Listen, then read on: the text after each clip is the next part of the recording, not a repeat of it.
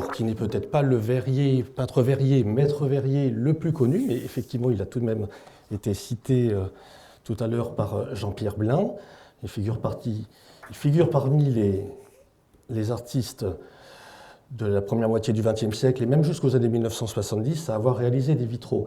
Il est peut-être bien placé dans la chronologie de ces conférences puisqu'il est dans ce chapitre qui s'appelle « La création contemporaine du vitrail, le travail du maître verrier ».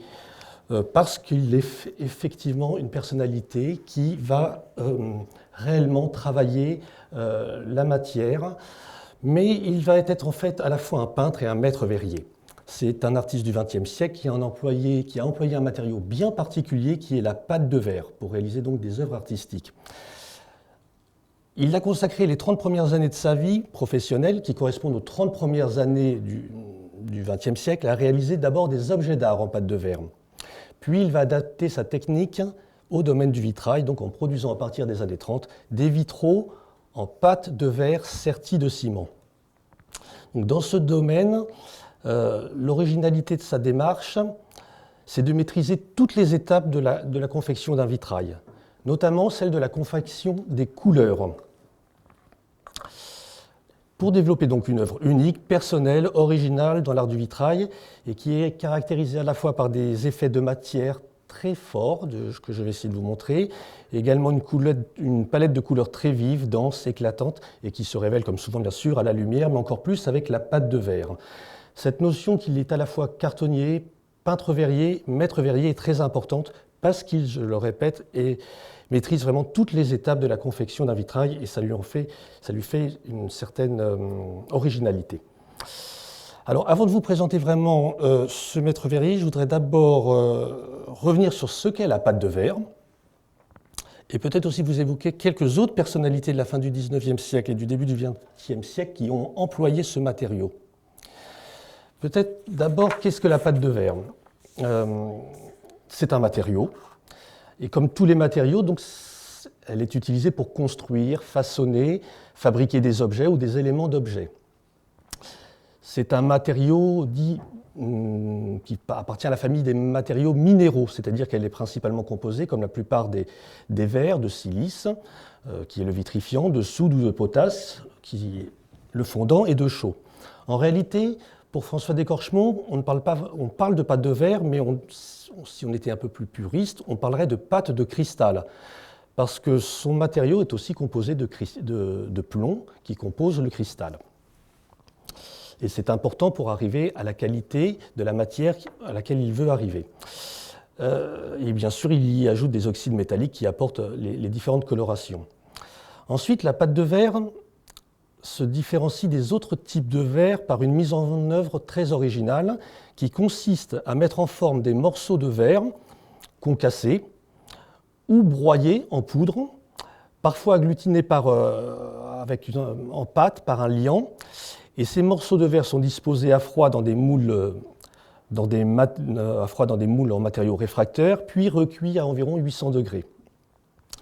Et ce procédé confère à ce matériau des propriétés particulières qui permettent d'obtenir des verres nuancés, des tons multiples et une multitude de petites bulles, quelquefois emprisonnées, qui donnent beaucoup de charme, beaucoup de vie à ce matériau, comme vous pouvez le voir à travers ces quelques images qui sont des détails de pièces, d'objets ou même de vitraux de François d'Écorchemont. Et tout ça, bien sûr, se révèle à la lumière. Alors, il y a quelques personnalités, avant François d'Écorchemont, à avoir utilisé ce matériau. Il y a notamment, et on doit plus précisément la mise en œuvre de la pâte de verre à un artiste peintre, sculpteur et céramiste symboliste de la seconde moitié du XIXe siècle, qui s'appelait Henri Cros, et qui a fait des recherches sur la polychromie de la sculpture.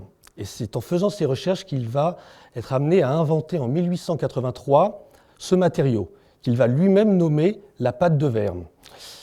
Il croyait restituer cette technique de l'Antiquité, il s'intéressait beaucoup à l'Antiquité et à l'esthétique antique, mais en réalité sa manière, qui va être très personnelle, d'amalgamer à chaud et de faire fusionner des poudres de verre de couleur dans un moule réfractaire qui est détruit après cuisson, eh bien, cette Ce travail est finalement plus une invention moderne qui va lui permettre tout d'abord de réaliser des bas-reliefs colorés, comme celui que vous voyez en haut à gauche de cette image, avec cet homme de profil, qui est un bas-relief en pâte de verre de 1889 et présenté à l'exposition universelle de Paris de 1889. Il se verra octroyer une bourse d'État, il se verra octroyer un atelier à la manufacture de Sèvres pour travailler sur ce matériau qu'il va développer. Il aura également des commandes d'État importantes avec des œuvres majeures qui se trouvent dans des musées parisiens ou musées nationaux. Et très rapidement, il va y avoir quelques autres personnalités qui vont s'intéresser à ce matériau. Il va y avoir Georges Desprez, un industriel dans le nord de la France, qui va collaborer avec des artistes dès la fin du XIXe siècle pour réaliser également des objets ou des panneaux, comme ce deuxième objet que vous pouvez voir, ces 3 grâces tenant une coupe, qui est un objet donc en pâte de verre. Albert Damouze également, un fils de décorateur de la manufacture de Sèvres, qui va débuter lui aussi des expérimentations sur ce matériau dès 1897, et qui va développer une pâte de verre fine ou pâte d'émail estampée dans un moule qui lui permettent de réaliser des petits objets d'art décoratifs comme le troisième image que vous voyez. On peut encore citer Amalric Walter, qui lui aussi est né dans un environnement lié à Sèvres. Vous remarquerez que plusieurs de ces artistes de la pâte de verre ont tourné autour de cet environnement de la manufacture de Sèvres. Amalric Walter aussi était un fils de décorateur qui travaillait à Sèvres. Il va être certainement influencé par Cros, bien que ce n'est pas réellement prouvé, rien ne le montre, aucune archive ne le montre, mais très probablement, bien sûr. Et il va développer lui aussi des petits objets d'art en pâte de verre. Il va quitter Sèvres pour Nancy en 1903, où il va travailler pour la manufacture Dôme, où il va réaliser également des objets d'art, et très vite également des petits vitraux. Des petits vitraux, et il est intéressant peut-être de s'attarder un petit peu, une petite minute encore sur Amalric Walter, parce qu'on pourrait estimer qu'il a réalisé dès le début du XXe siècle des vitraux en pâte de verre. Surtout si on se réfère à un contrat qu'il engage avec Dôme et qui est conservé dans les archives départementales de Lorraine, et qui dit « Messieurs Dôme s'engagent à acheter les 10 procédés de la pâte de verre de Walter au prix convenu, aussitôt que M. Walter aura mis à bonne exécution dans leur atelier les objets suivants, 3 plaques de vitrail de 30 cm sur 20 cm, reproduisant un seul et même motif analogue à celui d'un petit carreau, paysage qui est entre les mains de messieurs Dôme, 3 autres plaques de même dimension exécutées par le même procédé, mais sur un dessin établi par messieurs Dôme. » Et pendant près de 10 ans, Amalric Walter va donc créer des petits vitraux pour Dôme, des objets d'art et des petits vitraux, des petits panneaux de vitraux en pâte de verre pour des demeures particulières essentiellement, comme celui qui figure ici en photo couleur, qui s'intitule « Les feux du soir » et que l'on a retrouvé sur une photo en noir et blanc sur le stand de la manufacture Dôme à l'exposition internationale de l'Est de la France en 1909. Vous le reconnaîtrez sur cette photo, je pense, en noir et blanc. Et à cette époque, également, Walter va aussi produire pour Dôme des petits vitraux qu'il appelle des écrans.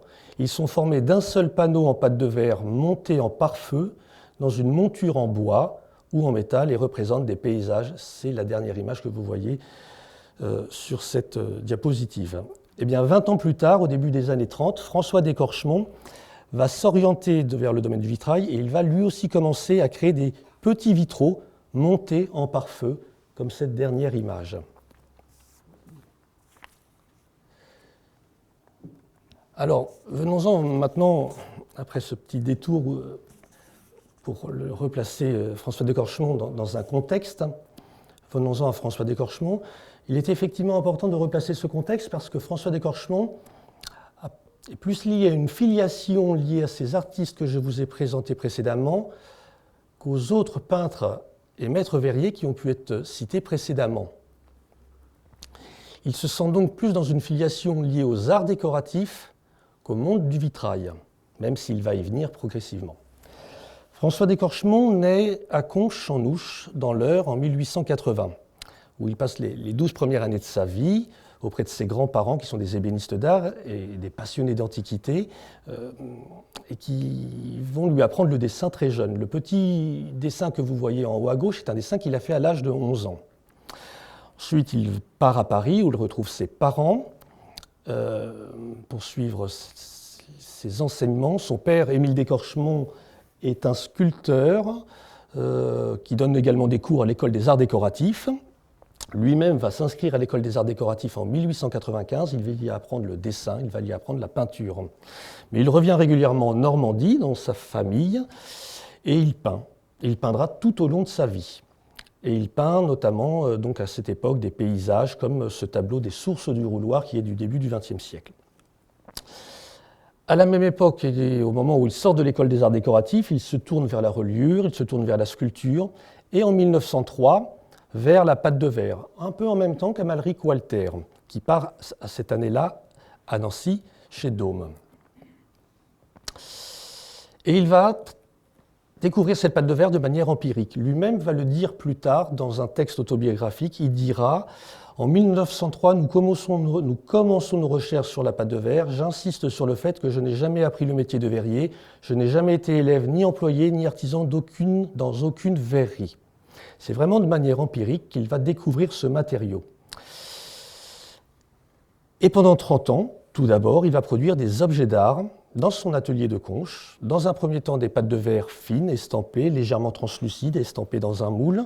À partir de 1912, il va, je le dis très brièvement, mais il va tout de même développer une technique très particulière qui est celle d'adapter la technique de la fonte à cire perdue, qui était appliquée dans le domaine notamment des métaux, et il va l'appliquer au domaine du verre, afin d'avoir des pâtes de verre un peu plus épaisses, comme les deux objets que vous pouvez voir sur cette photo, évoluant de l'ornementation naturaliste de l'Art nouveau vers la géométrisation des décors, des formes de l'Art déco. Il va avoir beaucoup de succès autour de 1925, puis vient le krach boursier de 1929, la crise économique, le marché de l'art, bien sûr, chute, le marché des arts décoratifs chute, et François d'Écorchemont ne vend plus de ses œuvres qui, pourtant, avaient eu beaucoup de succès. Et c'est à ce moment-là qu'il va donc s'orienter vers le domaine du vitrail. Il crée d'abord des petites plaquettes, et il crée son premier vitrail en décembre 1932, qui est cette nature morte aux fruits que vous pouvez voir sur la gauche. Alors, je voudrais juste vous montrer, en comparaison au travail d'Amalric Walter, et je reviens 2 diapositives avant, où vous pouvez voir que le panneau de vitrail d'Amalric Walter était un seul et même panneau monté dans un cadre en bois. Alors qu'en 1932, quand François d'Écorchemont va développer sa technique de vitraux en pâte de verre, il crée ici en fait des éléments. Chaque élément vont être moulés distinctement et sertis de ciment, ce qui le différencie du travail d'Amalric Walter. Il dira en 1943, quelques années plus tard, « Vous me demandez comment je suis arrivé à faire des vitraux. Depuis longtemps, j'avais cette idée. J'obtenais de temps à autre dans mes cuissons de couleur des creusets des tons forts, riches en transparence, mais ne donnant rien de positif. Je ne pouvais les employer pour mes peaux et les mettais de côté. Un beau jour, très encouragé par ma femme, j'ai modelé en terre, en très bas relief, un panier de fruits. Je l'ai moulé, garni le moule de verre de couleur écrasé et cuit le tout. » Vous voyez bien l'aspect très empirique de son travail. Il réalise donc ce premier vitrail qu'il amène à Paris, qu'il présente au Salon des Arts Décoratifs en 1933. Il le présente à nouveau au Salon d'automne en 1934 avec quelques autres vitraux. Il est, je dirais, très bien noté, très bien reçu, si bien que cela va l'encourager à continuer. En 1934, il va réaliser ses premiers vitraux qui ne sont pas forcément décoratifs ou montés sur un cadre en bois en pare-feu, comme s'ils étaient installés devant un feu de cheminée, mais réellement des vitraux qui auraient une destination. Il va réaliser notamment cette Pietà en haut à gauche qu'il va présenter à l'exposition La Passion du Christ au musée des Trocadéro, un Ave Maria qui a la même forme, les mêmes dimensions à droite et qui est actuellement en vente dans une galerie parisienne, un Christ enseignant aux enfants qu'il présente au Salon d'automne en bas à gauche, qui est également comme celui du dessus au musée de Conches, et cette même année encore un vitrail intitulé Vierge aux anges qu'il avait offert à l'abbaye Saint-Vendry en Seine-Maritime et dont on n'a qu'une reproduction couleur qui était sortie dans la revue, le journal, l'Illustration, car le vitrail n'existe plus. Alors, la présentation de ces premiers vitraux dans les salons et expositions parisiennes, donc je vous le disais, est très remarquée, si bien que dès 1934, à peine 2 ans après avoir commencé à réaliser des vitraux, il se voit publier de nombreux articles sur son travail. Dans la revue Glacé Vert, en mai 1934, figure un article qui s'appelle « Les vitraux en pâte de verre » de François Descorchemont. Dans la revue L'Architecture aujourd'hui, un article écrit par Louis Barillet, qui a été cité ce matin, et qui mentionne Descorchemont. La revue Mobilier et Décoration, où Champignol, dont on vient d'entendre parler, écrit également un article sur les vitraux de Descorchemont. D'autres articles dans Art et Décoration, dans la construction moderne. Tout ça la même année, en 1934. Et cette médiatisation va finalement offrir à Descorchemont une opportunité assez exceptionnelle et qui consiste à fournir les vitraux de l'église de la Porte Champéret à Paris, la nouvelle église Sainte-Odile, Porte de Champéret, dont la construction débutait en 1934. Il faut la replacer dans ce qui a à nouveau été dit ce matin, puisque c'est précisément en décembre 1934 que François Descorchemont se voit confier cette demande par l'architecte du projet Jacques Barge et par l'abbé Loutil. L'abbé Loutil qui est plus connu sous le nom de Pierre l'Hermite, qui écrivait dans le journal La Croix.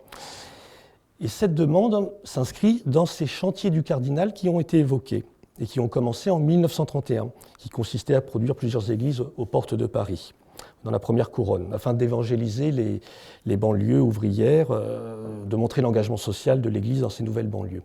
Donc 3 ans après le début des chantiers du cardinal, on va confier ce projet d'église à François Descorchemont. La construction de l'église est aussi un monument important pour montrer la fidélité de la France à l'Alsace qui est occupée.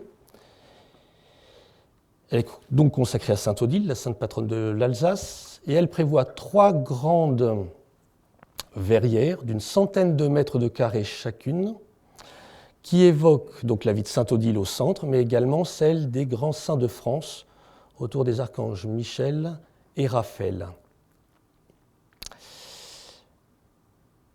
Dès décembre 1934, il réalise des esquisses aquarellées qui sont acceptées en mars 1935. Il réalise un panneau d'essai, un Saint Léger d'Autun, qui va être présenté au Salon des artistes décorateurs. Puis il signe le contrat avec l'architecte Jacques Barge dès juin 1935, qui va l'engager donc à réaliser ces 300 mètres carrés de verrières sur la façade sud. On le voit aussi à travers ces plans. Également quelques verrières bleues avec quelques symboles dans l'abside dont je n'ai pas mis de photo. Mais au total, il s'agit de réaliser sur la façade sud près de 186 panneaux d'environ 1 mètre carré, pesant pour la totalité 8500 kg. Le poids est important parce qu'on va voir que les vitraux en pâte de verre sont très lourds. Alors c'est un projet très ambitieux pour François Descorchemont parce que sa manière de travailler, ça aussi on va le voir, est très artisanale. Elle nécessite beaucoup de temps.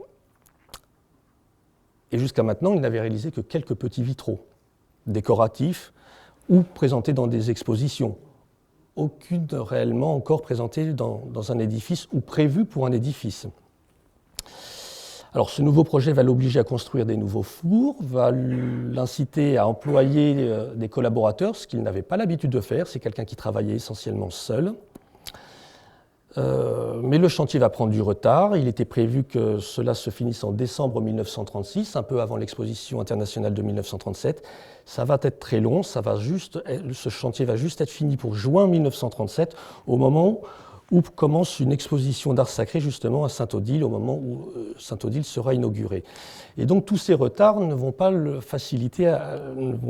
favoriser le fait que cette commande va être bénéfique pour lui financièrement. Il va avoir beaucoup de dépenses, il aura eu beaucoup de mal aussi à budgétiser finalement ce projet. à évaluer le coût de son travail. Et pour montrer que finalement il ne va pas vraiment gagner d'argent avec ce projet, eh bien, il se présente dans la lancette centrale de la fenêtre centrale de Saint-Odile. En bas de cette lancette, il se présente en mendiant aveugle avec sa fille à côté en prière. Alors, les étapes... ce projet de Saint-Odile va être l'occasion d'un reportage assez intéressant qui me semblait aussi utile de vous présenter, puisque cette conférence s'intègre dans ce thème du travail du maître verrier. Et il y a ici vraiment une intervention très forte de la main ici du maître verrier François d'Écorchemont. Et le projet de Saint-Odile a incité un reportage fabuleux du photographe Roger Chasles, réalisé en 1937, qui nous permet de bien comprendre justement la méthode de travail de François d'Écorchemont et qui montre les différentes étapes de la réalisation d'un vitrail justement pour Saint-Odile. Alors tout d'abord, comme pour ces pièces de forme qu'il faisait précédemment et qu'il continuera de faire parallèlement, François d'Écorchemont commence par produire son verre de couleur. Et pour ça, il utilise des blocs de cristal blanc qu'il achète aux usines de Saint-Denis. C'est ce que vous voyez sur la photo, qu'il va concasser et mélanger avec des oxydes métalliques pour obtenir des couleurs primaires. C'est ce que vous voyez sur la photo 2. Ce groisil de verre est ensuite déposé dans des creusets qui sont enfournés pour la cuisson sur la photo 3 et dont il va maîtriser la cuisson, dont il va surveiller la cuisson à travers un petit regard aménagé dans la porte du four sur la photo 4. À la fin de la cuisson, qui dure plusieurs heures, il faut donc desceller la porte et vous pouvez remarquer l'aspect presque très artisanal de ce four de cuisson. Il décèle donc cette porte de manière à récupérer les creusets qu'on voit encore là dans le four sur la photo 6, qui sont ensuite cassés pour libérer les blocs de cristal sur la photo 8. Ces blocs sont ensuite concassés, comme vous le voyez sur la photo 9. Et ce processus d'élaboration du verre, eh bien, il peut le reproduire à plusieurs étapes, généralement plutôt 2 fois. Parce qu'il aura obtenu une première couleur, une couleur primaire, dira-t-on, et ensuite il concasse ce verre, il peut le mélanger à nouveau avec des autres oxydes métalliques et répéter cette opération de manière à avoir des demi-teintes. Et de cette manière, il va avoir tout un panel de couleurs, une palette de couleurs, comme vous pouvez le voir sur la photo 10. Le verre est finalement concassé, lavé, concassé selon différentes granulométries, plus ou moins en poudre, plus ou moins épais. Cela aura une importance sur le rendu du travail. Alors parallèlement, et comme tous les peintres verriers, ou en tout cas ceux qui sont à la fois cartonniers, peintres verriers et maîtres verriers, il élabore lui-même ses maquettes. Alors je n'ai pas ici les maquettes de Saint-Odile, j'en ai utilisé d'autres, mais le processus est le même. Il fait ses propres maquettes, ici une maquette au 1/10, comme souvent toujours dans son travail. Ici celle d'un vitrail qui est dans la chapelle de l'ancien hospice de Conches, qui est devenu le musée de Conches. Ensuite, il exécute le carton à grandeur du vitrail, et ça on le voit sur la photo 11. Et puis ensuite, il reproduit, il calque ce premier carton de manière à le reproduire sur un deuxième carton fort qu'il va découper en petits morceaux. C'est ce qu'on voit sur les dernières images. C'est-à-dire que les personnages, les figures de ce carton à taille réelle, sur un deuxième carton, vont être découpés de manière à avoir des modèles, des matrices. Et ces cartons, découpés, il va ensuite les appliquer sur une planche de terre. C'est ce que vous voyez sur la photo 12. On ne voit pas qu'il les applique, mais enfin il les a appliqués sur une planche de terre, et à l'aide d'un stylet, il va évider le contour de chaque modèle de papier fort, mais aussi creuser sa surface pour faire varier un peu l'épaisseur. Donc c'est une démarche de sculpteur qu'il applique ici, puisqu'en fin de compte, il sculpte un bas-relief en terre. Et cette plaque de terre sculptée est ensuite recouverte d'une couche de plâtre réfractaire afin d'être moulée. C'est ce que vous voyez sur la photo 13. Et de cette manière, il obtient un moule en négatif du modèle initial qui était en terre. Donc les pleins du modèle en terre deviennent les creux dans le moule en plâtre réfractaire, et vice-versa. Ensuite, il retire la terre qui est restée dans les creux du moule et il va y positionner son verre de couleur, son groisil de verre, ses poudres de verre selon les effets qu'il veut obtenir. C'est ce qu'on voit sur la photo 15. Il positionne ses poudres et ses groisils de verre. Alors, les poudres de couleur vont lui permettre d'obtenir plutôt un verre, opacifier le verre au moment de la cuisson, alors que s'il utilise un groisil un peu plus épais, il va obtenir plus de transparence. Et les couleurs peuvent aussi se superposer les unes aux autres pour développer des camailleux. Et en fin de compte aussi, il ajoute généralement une couche de verre incolore ou de cristal, pour être puriste, sur le dessus, de manière à augmenter un petit peu l'intensité et la transparence de son vitrail. Ensuite, il enfourne l'ensemble pour une cuisson qui peut durer de 10 à 18 heures à une température variant de 800 à 1200 degrés selon les effets recherchés. Après refroidissement, les pièces sont démoulées, parfois polies, et positionnées à l'aide du carton, du premier carton, celui qui n'a pas été découpé, dans un cadre en bois. C'est ce qu'on voit sur la photo 18, qu'il va sceller provisoirement.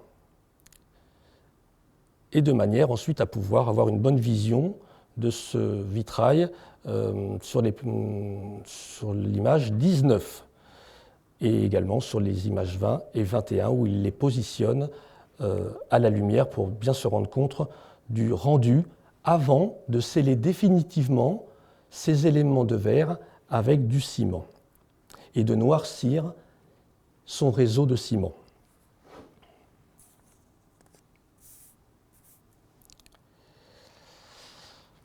Alors, la médiatisation de son travail à Saint-Odile, dans les articles de presse, dans d'autres expositions auxquelles il va participer en 1937, au moment de l'exposition internationale, notamment dans le pavillon des vitraux, va lui offrir la possibilité très vite d'obtenir des premières commandes dans son département de l'Eure. Et la première commande qu'il va avoir date de 1938 pour une église d'Acquigny, en bord de Seine, qu'il obtient grâce à l'abbé Chevreau, qui est donc le prêtre qui dessert cette paroisse. Et il fera ce premier vitrail du martyre de Sainte-Cécile. Cette même année, en 1938, il réalise également un vitrail représentant une Vierge pour le pensionnat d'Ernemont à Rouen. Et en 1939, il réalise également des vitraux pour une église de Saint-Étienne-l'Allier, donc dans l'Eure, là encore grâce à la commande d'un abbé, l'abbé Melan, où il réalisera 5 verrières financées par les paroissiens. Et comme beaucoup d'artistes, la guerre viendra interrompre ses activités, il ne peut plus honorer les différentes commandes, il ne peut plus s'approvisionner en oxyde métallique, en fioul pour faire fonctionner les fours. Et vous avez vu son four, combien il était archaïque, mais il fonctionnait au fioul.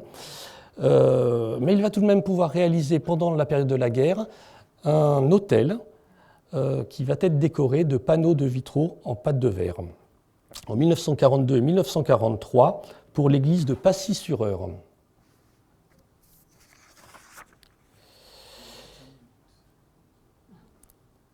Ah, bien.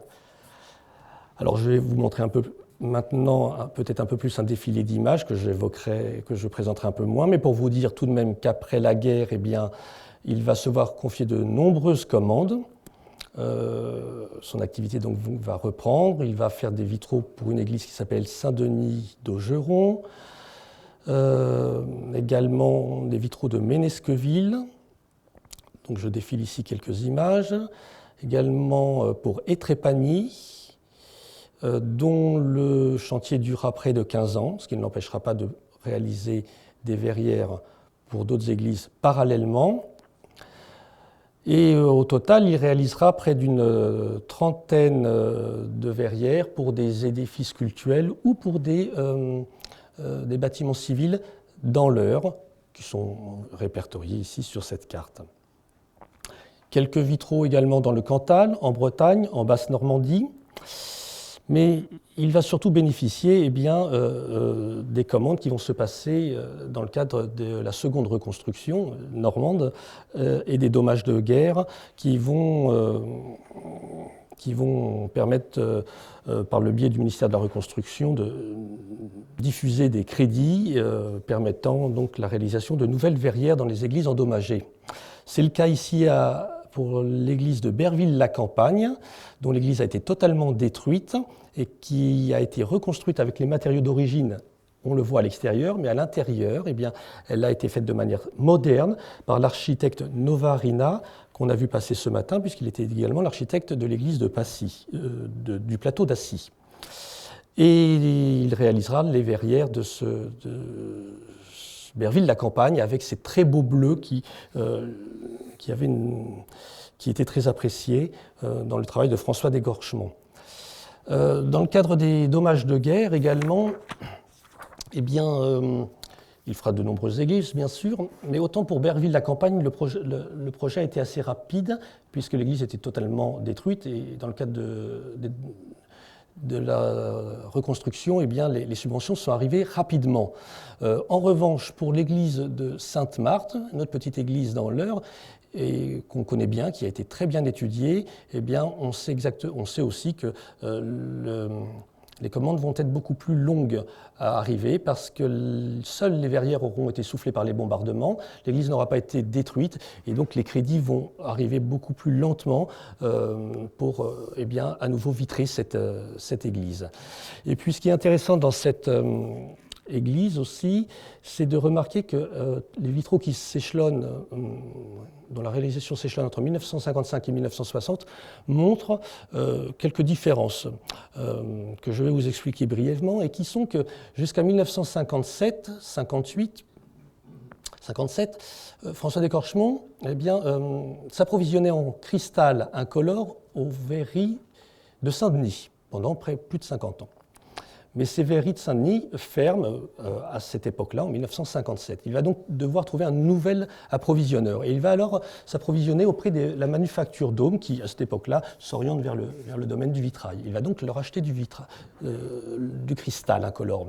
Et à partir du moment qu'il va changer d'approvisionneur, le rendu de ces vitraux va être un petit peu différent.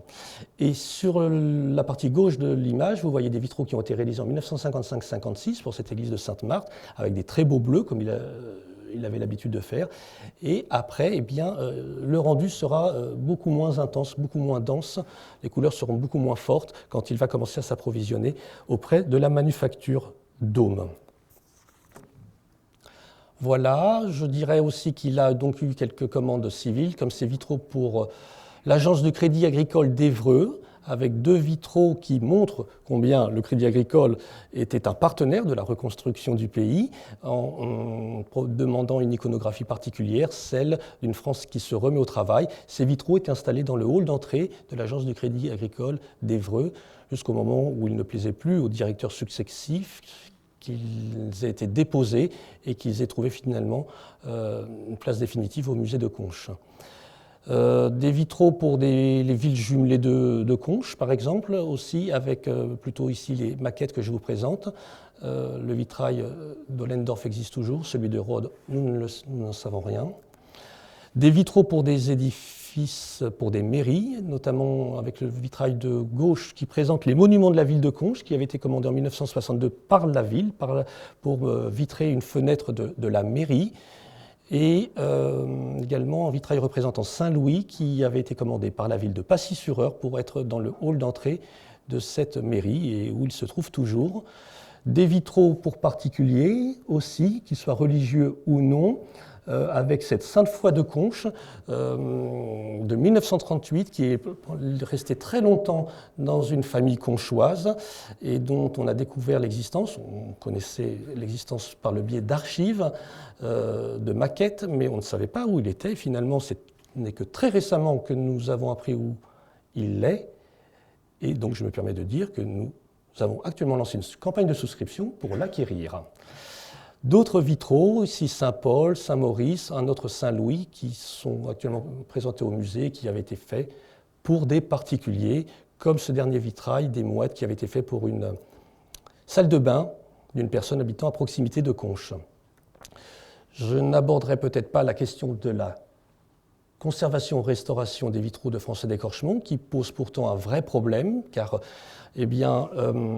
très brièvement, je dirais que tout de même que sa méthode de travail fait constituée de pâte de verre, de ciment et d'une structure métallique, entraîne des difficultés de dilatation des vitraux face aux variations environnementales, climatiques, si bien que souvent la structure métallique s'oxyde, le réseau de ciment se fissure et le verre aussi se détériore.